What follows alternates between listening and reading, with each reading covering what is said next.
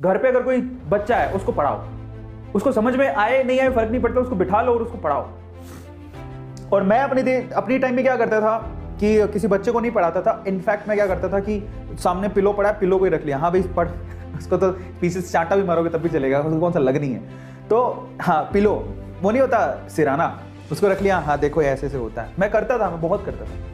तो वो ये कहते हैं कि पहले कोई एक टॉपिक चूज करो, किसी बच्चे को पढ़ाओ, ठीक है। अब वो क्या कहता है, अब जब आप उसको पढ़ा रहे थे तो आप कहां कहां अटके वो देखो। भाई कोई चीज पढ़ा रहे होते हो तो आप देखो कि आप अटके कहां।